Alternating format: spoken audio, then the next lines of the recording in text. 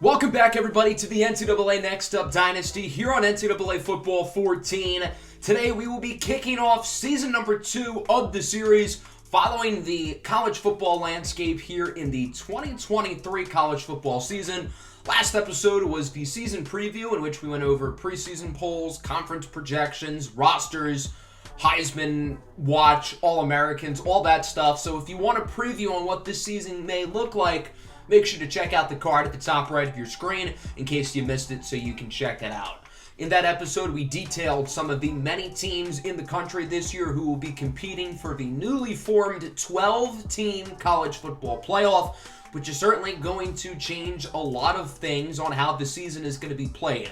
Teams who lose one or two games aren't necessarily eliminated, and I think there's going to be a lot more teams vying for the title, which should make this regular season even more exciting than it was in the past. As it stands now, Michigan quarterback Bartholomew Blount leads the way as the Heisman frontrunner to open up the season, but obviously that is subject to change. Last year's Heisman winner, Masaru Lee, the quarterback from Oklahoma, really was not on any Heisman watch to begin the season.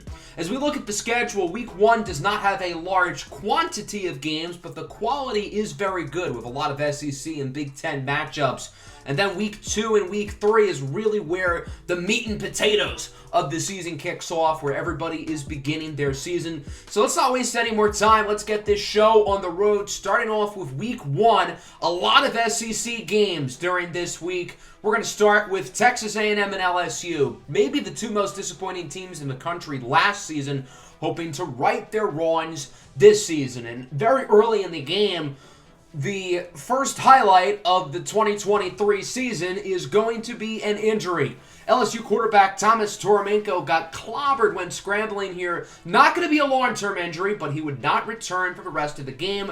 Their backup, Robert Henry, actually did a pretty formidable job throwing a pair of touchdowns in this one. Senior wide receiver Travis Bell Jr. led the way for the offense, but LSU could not stop Texas A&M running back Kason McDaniels, who makes a case as a possible first or second round pick in next year's draft class. Texas A&M's quarterback, Luca Franco, a junior, also had a pretty good game, although he messed up his hamstring towards the end and will be questionable for Texas A&M's Week 3 matchup against Kentucky. A&M wins at 24-17, however, starting their season with a 1-0 record, while LSU goes down to 0-1. LSU has to give Ryan Faison the ball more than 4 times. He's a really, really good running back. And then for A&M, Luca Franco played well when he was in the game, which was not always. Kason McDaniels played really well. The Aggies are going to be leaning on him even more until Franco is fully healthy. The defending champion Georgia Bulldogs kicked their season on the road here against Arkansas in our Week 1 Game of the Week, as voted on by you guys. Georgia's new quarterback, Aram Ketchikan, looks like the real deal so far. Number 7, Monty Grant, caught 3 touchdowns in this game, cementing himself as Georgia's likely wide receiver 1 this upcoming season. And despite losing many key pieces, including, of course, quarterback Clyde Williamson, who was the number 1 draft pick, Georgia did not seem to miss a beat. Last year's college football playoff MVP, Patalomayo Malualu, had a pretty good game on the ground as well, as Georgia wins 38-17 over the Razorbacks. I think Georgia does have the best roster in the country, and for Arkansas, they've got to give Kenny McMullen the ball more than 12 times. Of course, their quarterback, Kader Sissoko, is only a 69 overall. Their starting quarterback got injured in spring game and is going to miss the entire season. So this season could go down the toilet quickly for Arkansas if they don't get things together. Sticking in the SEC, Ole Miss traveling down to Gainesville to take on the number 22 ranked Florida Gators. Florida's one of the most talented teams in the country roster-wise, and I feel like they really underperformed last year. So this year there should be some expectations, featuring a new starting quarterback, Ernie Capellar, who had a pretty good game in this one after winning the quarterback battle in the offseason. Ole Miss's quarterback, Danny Kendrickson, also had a good game on the ground as well, but Florida's talent was a little bit too much for the Rebels to handle. Ernie Capellar showing off the arm here with a beautiful touchdown pass for senior wide receiver Deontay Perkins, a player who I really feel like has a chance to break out for the Florida offense as they win it 31-19. Ernie Capellar was solid in his debut. Certainly some growing pains, but I expect him to continue to produce throughout the season. As for Ole Miss, Danny Kendrickson was okay. He did run for 103 yards on the ground. His legs seem to be his best asset. Northwestern facing off against number 18 Iowa. Northwestern is projected to finish dead last in the Big Ten, but they are one of my big sleeper teams early in the season. As for Iowa, they were under 500 last year. I don't think they should be ranked. And Northwestern kind of proved me right. I mean, they stayed in the game the entire time. Boo Boo Drame had a solid game as Northwestern's wide receiver won. And the Wildcat offense really did a good job in this one for the most part. Senior quarterback Kevon Dorn threw for 4 touchdowns, and Northwestern scored 38 points. The only problem is their defense couldn't stop Iowa. Running back Choo Choo had a pretty good performance, and Iowa's new freshman quarterback, Quadell Owens, appears to be the real deal. Iowa would end up taking the win 45-38, although if you're a Northwestern fan, you can't feel too upset because they stuck in the game really the entire time, showing that they are certainly not going to be the worst team in the Big Ten this upcoming season. Looking at the box score again, I think both quarterbacks played really well. Quadell Owens in his first start as a Hawkeye looks like the real deal. Iowa's offense could really take a step up from last year despite losing a lot of key pieces. Next up, we've got a Big Ten matchup between Minnesota and USC. These are two highly explosive offenses, and although they both lost their best offensive players last season, they've got a lot of guys who can run up the scoreboard, including wide receiver Hot Rod Pryor, who had a big game in this one for the Trojans, connecting here with a beautiful touchdown pass from Scotty Kimbrell II. Minnesota hung right in there as well. Kane Thompson in his first start had some really nice throws, including this touchdown pass to senior wide receiver Voshan Burris. USC ran the ball really, really well. Anthony Raymond had a good performance for the Trojans, but Minnesota's offense was a little bit too much for USC to handle. A late touchdown from true freshman wide receiver Kerry Boyd would ultimately give Minnesota the edge 27-23. Overall, a pretty good matchup, and I'm really excited to see what the Big Ten West is going to look like with these two teams, along with the addition of Notre Dame and Oregon. Should be a lot of fun in that division. Going back to the SEC, number 13 Auburn heads down to Lexington to take on number 11 Kentucky. Both of these teams right on the fringe of the top 12, which, again, there's 12 teams in the college football playoff. This ended up being a really back-and-forth game. Auburn quarterback Sidney McDonald had a great performance. Despite Auburn losing all of their offensive skill position players to the NFL, Sidney McDonald did not miss a beat. McDonald, as of now, is being looked at as a possible second or third round quarterback, and if he can improve, his draft stock could really raise up. Another player whose draft stock could really raise up is Kentucky quarterback Isaiah Gordon, also currently projected to go in the middle of the draft. McDonald and Gordon continued to duel all game long, but this late pick six from Eric McCormick would win the game for Kentucky. Now, as you may notice, he's wearing jersey number 86. Most defensive players don't wear 86. That's because McCormick is not a defensive player. McCormick is Kentucky's wide receiver 4, yet they had him in coverage and he caught the game-winning pick six. He also caught a receiving touchdown as well in this game. So Kentucky wins 35-32. Yeah, McCormick was literally their leading receiver. That is crazy. Both quarterbacks I was really impressed with. Sidney McDonald and Isaiah Gordon looked the part as they look to up their draft stock as possible first-rounders in next year's draft. And then the final game for Week 1, Oklahoma facing off against the South Carolina Gamecocks. On paper, this should be an easy win for Oklahoma, and through 3 quarters, that looked to be the case. New starting quarterback Romeo Coloci had a really solid debut for the Sooners, connecting with his top target, Bryce Berry III, a likely first-round pick, in the back of the end zone for a score. Coloci was not done as he would connect once again with Bryce Berry for another touchdown, and at this point, Oklahoma led 31-9 going into the fourth quarter, but South Carolina did not back down. Marco Prince under pressure with an awesome touchdown pass from Boom Wilcox, who is projected to be South Carolina's new top receiver this season. And then on the following possession, the Gamecocks scored again with the tight end Zachariah Sharp, making it a 31-23 ball game. Oklahoma would get the ball back, trying to finish off the game, and they would, as Darian Seals would run for a big gain. But there was one problem.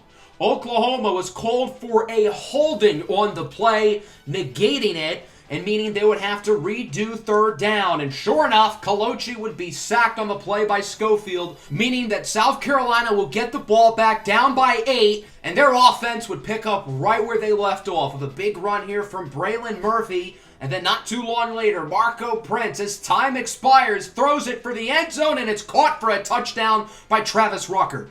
Now South Carolina has to go for 2.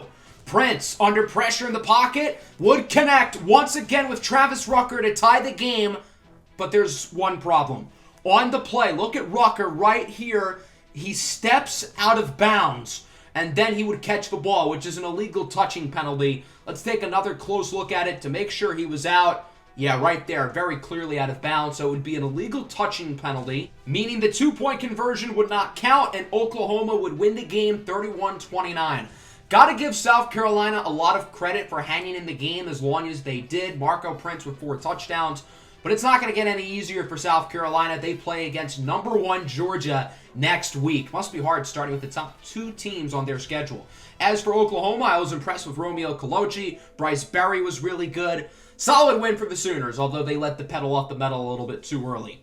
So let's take a look at all of the Week 1 results, taking a peek at some of the other games. Really no major surprising upsets. Mississippi State handles Iowa State.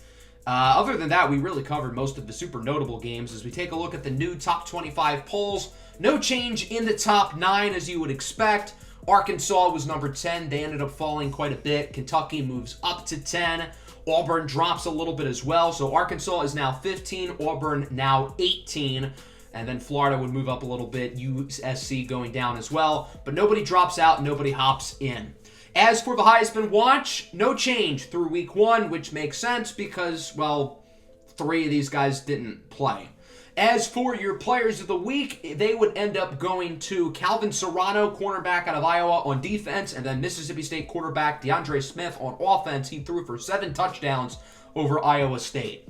So that'll bring us to Week 2. Most teams are making their season debuts this week. SEC and Big Ten play still continuing as strong. There were a lot of lower-level teams who made life hell for some of the higher-ranked teams, including this game.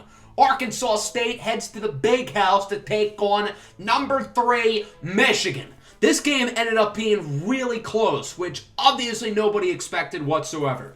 Michigan led by 4 with about 5 minutes to go. Sure enough, the Red Wolves would drive down the field and take the lead with a touchdown from their fullback, meaning the Michigan offense needs a game-winning drive from Heisman frontrunner Bartholomew Blount, and he would deliver, connecting with possible first-round pick TK Thomas in the end zone. Michigan survives 35-31, barely beating Arkansas State.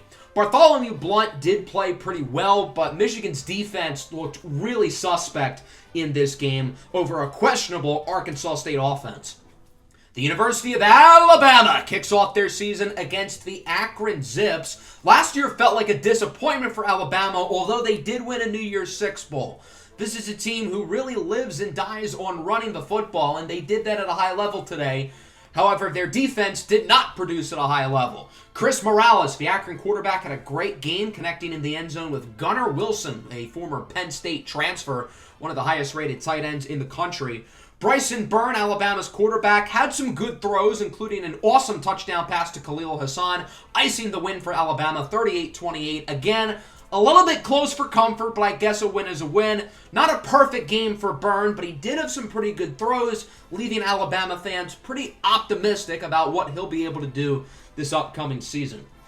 The Iowa Hawkeyes, coming off a close win against Northwestern last week, head to the Shoe to face off against the Ohio State University. Just like Alabama, last year felt like a disappointment for the Buckeyes despite being, a double-digit win team.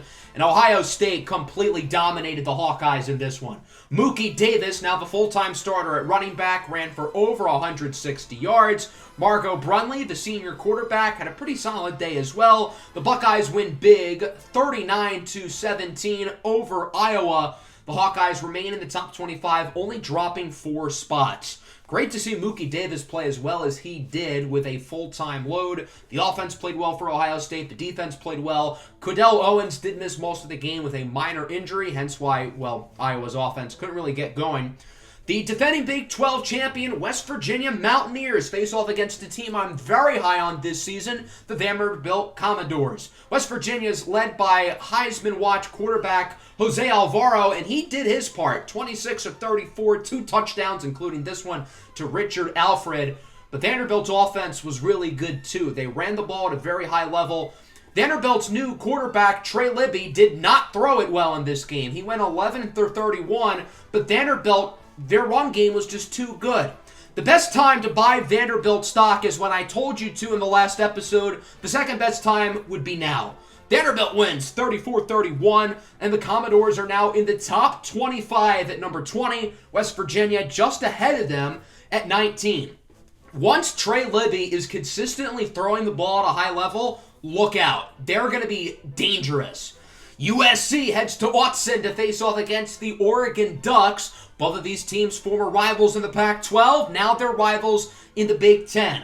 Oregon's first game as a member of the Big Ten, well, it went pretty good on offense. Noel Hilaire, the senior running back, had a great game. There are just so many good running backs in college football right now. And Oregon's quarterback, Barrett Cherokee, one of the most explosive players in the country, had a pretty good performance as well. However, the reason why Oregon lost 4 games last year is not because of their offense, it was because of their defense. And Oregon's defense did not look overly inspiring today. A nice fourth quarter comeback led by Hot Rod Pryor and freshman running back Monty Bradley would propel USC to their first win of the year, 35-33 over the Oregon Ducks. Oregon is kind of infuriating. Yes, they won the Rose Bowl last year, but they were still a little bit of a disappointment because their defense was dog water. Today, their defense was dog water. Scotty Kimbrell had a good game. Anthony Raymond and Monty Bradley combined for 200 yards, and Hot Rod Pryor is him. Minnesota, coming off a nice win against USC last week, heads to Beaver Stadium to face off against Penn State, a team who had high expectations last year. They were projected to win the Big Ten a season ago, and they did not even make a bowl game. I really feel like there's a chip on their shoulder this year for the Penn State program, and, well, they looked pretty damn good in their opener. Lyndon Kirkstead, the new quarterback, started off with a bang. His first pass went for a touchdown to Shai Jones-Porter, who had 150 receiving yards today. Penn State's starting running back, Aaron Robinson, scored 3 times in this matchup, leading Penn State to the upset victory. I know Penn State was not very good last season, and, well, they had high expectations and completely floundered them. This year, Penn State has no expectations, but I actually think they're going to be really, really good. I think Penn State has a real shot to compete in the Big Ten East with Michigan and Ohio State. Minnesota hung in there. They only lost by 7. But I think this game is more indicative on Penn State. I was really impressed with the Nittany Lions. Not a bad loss for Minnesota. They will stay in the top 25, although you would like to see a little bit more from their defense. Number 1, Georgia faces off against the South Carolina Gamecocks. Last year in Week 3, South Carolina upset number 1 Georgia. Here we are in Week 2, and history has a weird trend of repeating itself. This game ended up being really exciting. Georgia's offense looked very solid. Aram Ketchikan was not as good as he was last week, but was still pretty solid under center for Georgia. But Marco Prince also had a really good game, and this touchdown to Travis Rucker would put South Carolina ahead late in the game. Georgia would get the ball back, and Keith Humphrey would break off a really long run to put the Bulldogs ahead, giving South Carolina the ball one more time. There's something about this South Carolina offense that is just clutch. They know how to make plays at the right time. They did it again today, and this time it was enough to win and knock off number 1 Georgia, 31-28, your final. I think Marco Prince, the South Carolina quarterback, is an unbelievable talent.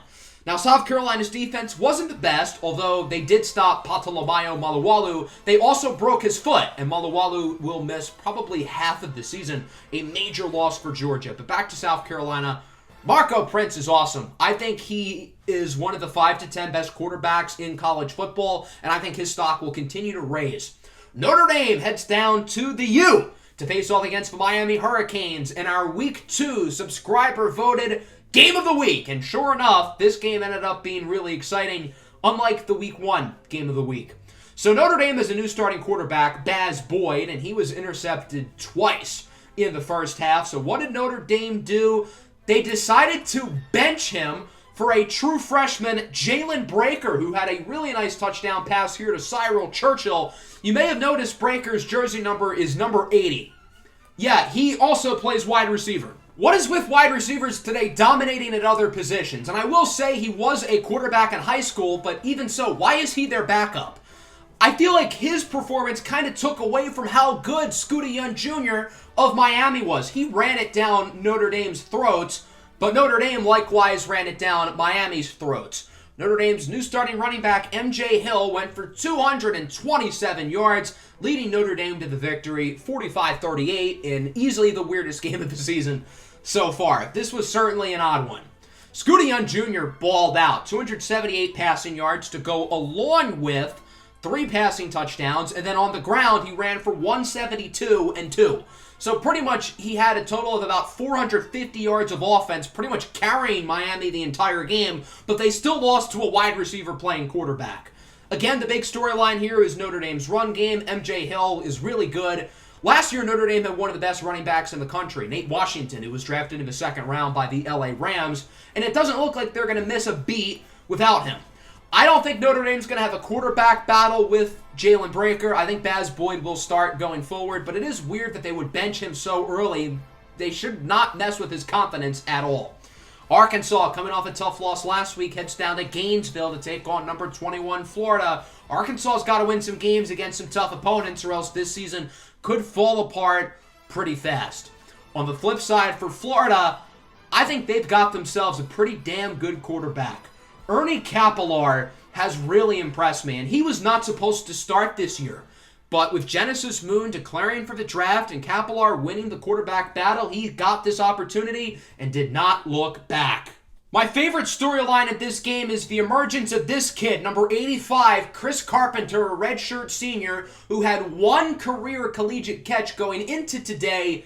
Well, he caught 8 passes for 211 yards and 2 touchdowns as Florida ends up getting the win over Arkansas, 42-23. The Gators jump all the way up to number 13. Arkansas still ranked, but down at 23. Ernie Capellar threw for 5 touchdowns in this one. He is really, really good. Elijah Bryant, a little bit quiet for his standards, but his standards are really high. And then again, Chris Carpenter, he's a stud. I mean, he completely came out of nowhere. As I said earlier, only 1 career collegiate catch going into this game. Arkansas clearly doesn't really trust Kader Sissoko. At least they gave Cannon McMullen the ball a lot more, and McMullen did play really well, running for nearly 200 yards. So there you go. That is our Week 2 slate. Certainly some exciting games there for sure. And Week 3 should be a lot of fun as well. Taking a look at some of the other games we did not talk about. South Alabama squeaking away from an FCS opponent by just 7 points. Middle Tennessee State handles Louisiana Tech 45-10. Tennessee beats Ole Miss. Kentucky squeaks away from LSU. Auburn and Florida State beat FCS teams. Florida State only winning by 7. Georgia Tech clobbers their opponent. Texas beats Syracuse. Rutgers beats Indiana 57-49. A lot of offense. And then Pitt barely beats an FCS team by 7. Common theme here. The FCS teams were really good. The offense in this game was not really good. Purdue beat Buffalo 6-0. They didn't even make the extra point. This would have been quite the game to cover. And then some of the other notable games. NIU got blown out by FCS West. Fresno State and UTSA also lost to FCS opponents. UCF upset by San Jose State. They fell out of the top 25. Baylor barely beating Georgia State. Wake Forest losing to an FCS opponent. Cincinnati barely beating an FCS team. Shout out to the FCS teams. They did not make it easy, although Missouri did blow out FCS West 52-0. Iowa State lost to an FCS team. Army lost. Army's pretty good. And they lost. Northwestern beats Ohio. Virginia Tech beats Illinois. Maryland upset by the Miami University of Ohio. And then Wisconsin, who made the Big Ten championship last year, losing to FCS Northwest. Again, shout out to the FCS teams for producing. Louisville with a nice win. Houston with a nice win. Washington with a nice win. Cal with a nice win. And that's about it. Let's take a look at the top 25 polls around the country. We have a new number 1 team, that being Oklahoma. Notre Dame jumps Michigan, so Notre Dame is now 2. Georgia falls all the way down to 12. I think that's a little bit disrespectful. Florida jumps up 8 spots from 21 to 13. Miami only moves down 1 spot. Like, if you're going to move Georgia down that much, you got to move Miami down quite a bit. Vanderbilt now in the top 25. They go up to 20, replacing UCF, who drops out after the loss to San Jose State. Due to some new names in the Heisman watch, the top 3 remains the same, but Florida State quarterback Ernie Capelar and Kentucky quarterback Isaiah Gordon have now entered the fold at 4 and 5. Players of the week on defense, it's Texas linebacker Babatunde Momadou, who had a sack, fumble force, and a pick. He might be the best defensive player in college football. And then on offense, it went to Houston quarterback Kane Sanders, who threw for 6 touchdowns. We've got a lot of fun games in week 3. I think Mississippi State could have a good performance against Auburn. Big game for Arkansas against Tennessee. Alabama, Georgia, 2 big-time rivals. Notre Dame, USC should be a fun one. And then moving down the board, South Alabama, UCF is a really fun game. And then we finish off with Oklahoma, Florida. So let's start with Mississippi State and Auburn. The Tigers lost their first game of the year to Kentucky. As for Mississippi State, their offense has been great so far this year. Senior quarterback DeAndre Smith is balling, and he would once again ball out today, as did the run game for Mississippi State. Malik Brunswick, the senior running back, had a great performance. You got to credit Sidney McDonald. Again, he lost all of his playmakers in the offseason and is still producing. The rest of this team is letting him down, and ultimately DeAndre Smith would lead Mississippi State to the win over Auburn. Remember last year when Auburn looked like a title contender? They fell apart last year, and they're falling apart early this year. The Tigers still in the top 25, despite losing, and despite a really good game from Sidney McDonald as he threw for 3 touchdowns. DeAndre Smith also throwing for 3 touchdowns. He is really emerging as a breakout player here. Romeo Gardner had a great game, as did Chris Scruggs. Arkansas is 0-2 and in real danger of falling out of the top 25 as they face off against number 4 Tennessee, who won their first game of the season last week. Arkansas knew what was at stake, and they did not disappoint. Their new quarterback, Kader Sissoko, had by far his best game with a ridiculous catch here by Connor Johnson, bobbled in the air like 5 times, and he comes down with it. Kader Sissoko threw the same amount of incompletions, 3, as he did touchdowns, ultimately leading Arkansas to, in my opinion, an upset win over the Tennessee Volunteers by the score of 24-28. Arkansas jumps up to 18. Got to credit Kader Sissoko. This could have been a lost season for Arkansas if they lost today, but they won, and they're still going to be fighting in the SEC. Tennessee wasn't bad, but they just weren't good either. Number 5, Texas, coming off a good win last week against Syracuse, heads down to the jungle to face off against the LSU Tigers, who are in danger of starting 0-3 for a second consecutive season. However, the Tigers had other plans against top 5 ranked Texas. Onyx St. James did not have an efficient day throwing the football, but he did have a really nice pass here for a touchdown to Aiden Washington. Then on the flip side, Thomas Toromenko also did not have a very efficient day throwing the football, but Toromenko was able to lead LSU to the upset victory over the Longhorns by the final score of 23-17. Texas drops to 14, while LSU, in my opinion, undeservedly, moves up to 19. LSU has not been good this year. They've started under 500, and yes, this is a big win, but I don't think they should have gone in the top 25. As for Texas, same old, just like last year. Number 9, Kentucky heads down to College Station to face off against the Aggies, who will be without quarterback Luca Franco. His hamstring still bothering a little bit, but hamstring or not, I don't think Texas A&M's defense had any answers for number 7, Isaiah Gordon, who is continuing his red-hot start to the season, looking like a real Heisman contender, leading Kentucky to the win, 49-35. Texas A&M's offense scored points. Their backup, Mark Favre, threw 3 touchdowns, but he also threw 3 interceptions.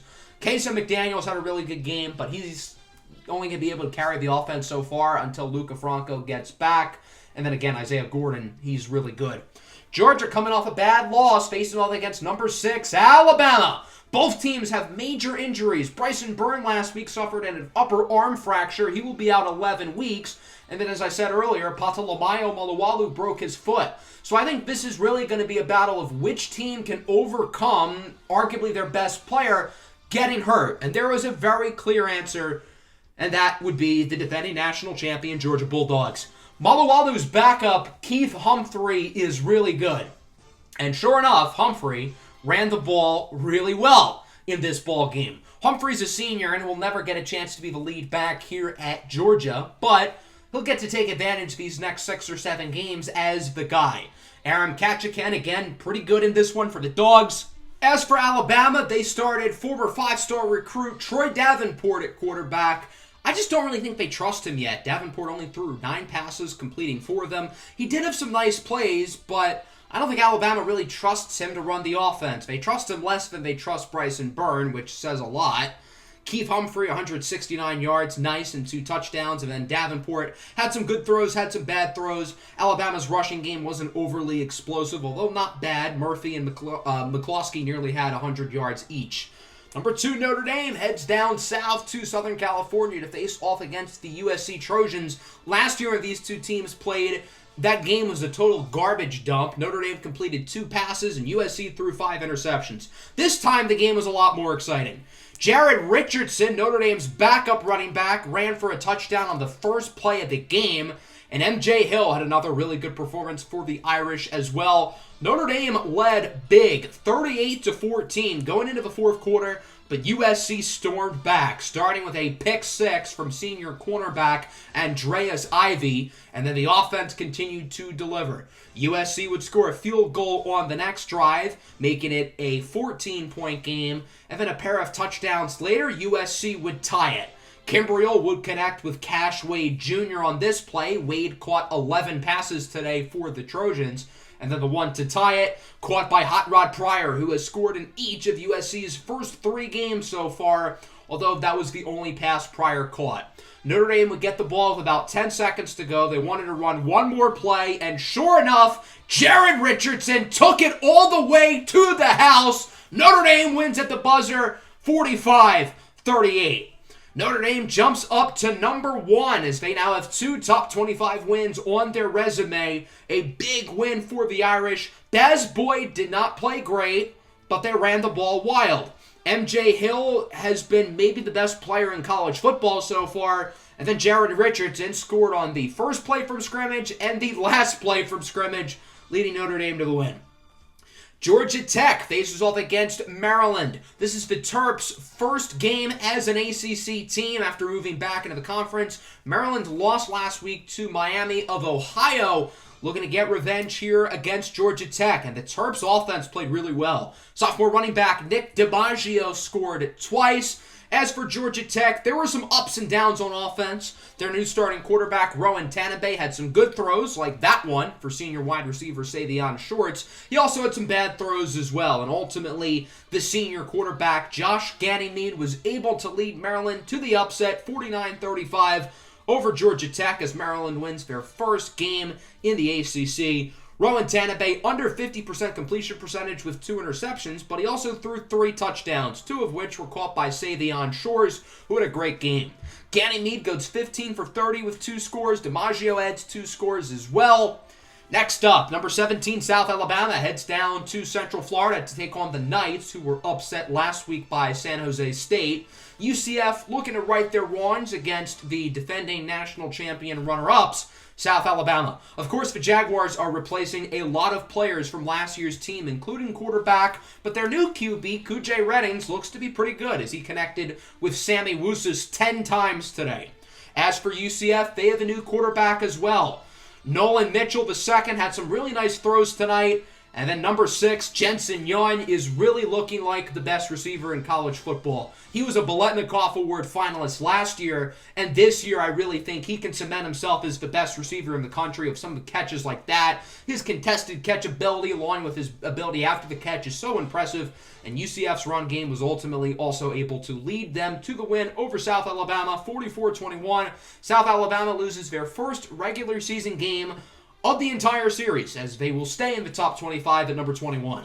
Nolan Mitchell was really solid. The run game was really good. And, of course, Jensen Young, he is spectacular as a wide receiver. Again, I think he's going to cement himself as the best receiver in the country. And then for South Alabama, their offense wasn't bad, but they weren't great. Sammy Wusus, though, 10 catches, 226, and a touchdown. He played very well.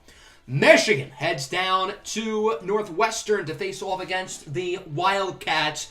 Northwestern's offense has been really good throughout the entire season, and that stuck true today. The Wildcats' offense, again, was great. They scored 35 points. They ran the ball really well, but the problem is they don't have much of a defense. Michigan scored 55 in this one.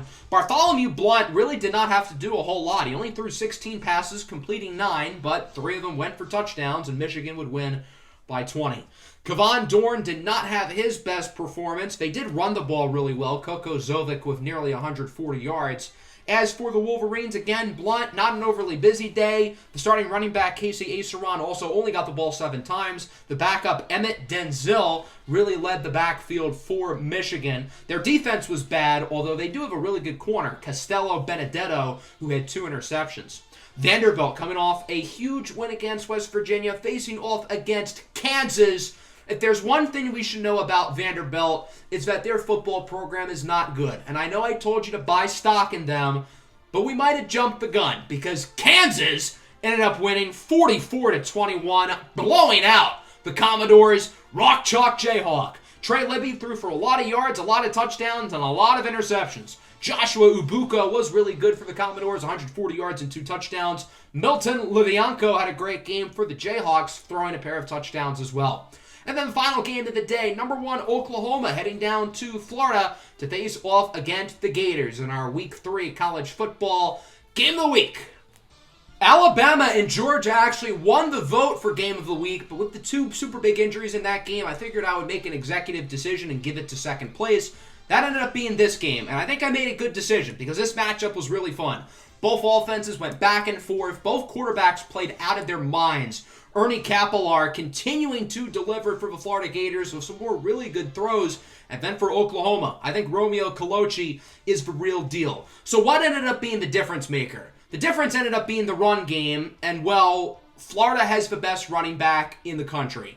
So you kind of know where I'm going here. Elijah Bryant had a dominant day for the Gators, and for a second consecutive week, the number 1 team loses 38-35. Florida defeats Oklahoma. The Gators look like a real contender for the national championship. Elijah Bryant with 179 yards of scrimmage. He is awesome. Ernie Capellar is also awesome. And again, Romeo Colucci was really good. He needs to do a better job of keeping care of the football, but other than that, I find myself pretty impressed with him.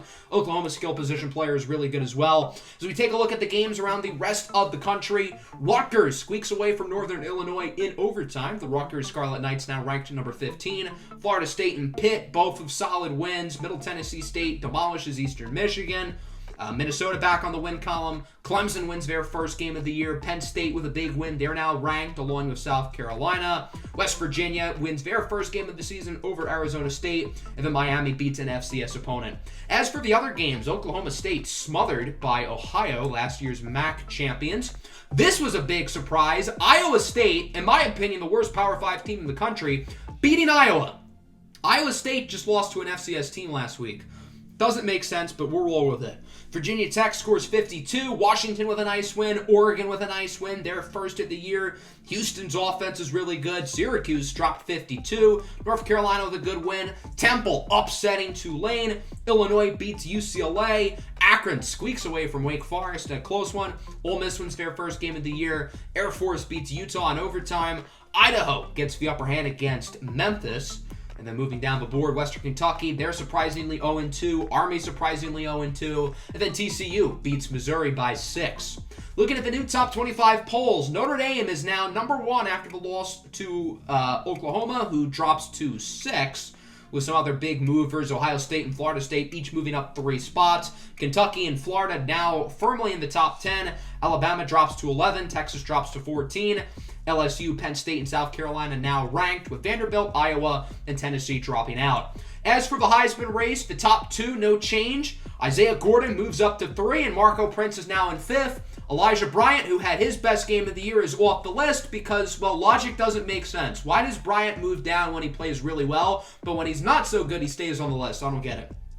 Players of the week, linebacker Thad Murray for Temple had 5 sacks, and then Ryan Young, quarterback out of the Miami of Ohio, wins it on offense.